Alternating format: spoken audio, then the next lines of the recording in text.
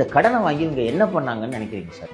பட்ஜெட்ல அதுக்கான இண்டிகேஷன் இருக்கா? நம்பர் 1 அதுக்கான பதில் சொல்றேன். கடந்த 73 ஆண்டுகளா தமிழ்நாடு வாங்கின கடன் 4,85,000 கோடி. கடந்த 5 வருஷத்துல திமுக ஆட்சி வாங்கின கடன் 4,5 லட்சம் கோடி.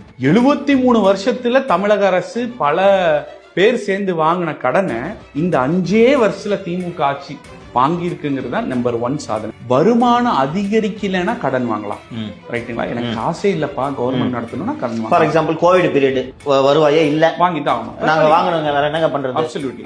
3 தடவை நீங்க வந்து கரண்ட் பில்ல ஏத்திருக்கீங்க. எஸ். ஹவுஸ் டாக்ஸ்ல 100ல இருந்து 150% அளவுக்கு இன்க்ரீஸ் பண்ணிருக்கீங்க. ஒரு பில்டிங் அப்ரூவல் வாங்குறதுக்கான amount almost approval fee double அளவு பண்ணிருக்கீங்க. பால் விலை ஏத்திருக்காங்க. இது எல்லாத்தையும் தாண்டி 30,000 கோடி வருமானம் இருந்த டாஸ்மார்க் 60,000 கோடி வரைக்கும் இந்த பாட்டில் அந்த பாட்டில் சொல்லி கொண்டு வந்திருக்கீங்க. இத்தனை இடத்துல உங்களுக்கு வருமானம் வந்திருக்கு. அப்ப இதை எங்க செலவு பண்ணிருக்கீங்க? இது ஃபுல்லா பாத்தீங்கன்னா நான் இங்க இருக்கிற ஒவ்வொருத்தருக்கால 1,20,000 ரூபாய் கடன் இருக்கு. இந்த கடனை சரி செய்யாம இது என்ன? இது வந்து எடப்பாடியார் அவர்கள் ஆட்சி காலத்துல கோவிட் இருந்துச்சு. அப்ப கூட அவர் வந்து கரெக்டா அதை வந்து மேனேஜ் பண்ணி கொண்டு வந்தார். வருமானம் ஏத்துறீங்க, இந்த பக்கம் கடனே அதிகமா வாங்குறீங்க. மக்களுக்கு கொடுக்க வேண்டிய பொங்கல் காசாவது கொடுத்தீங்கன்னா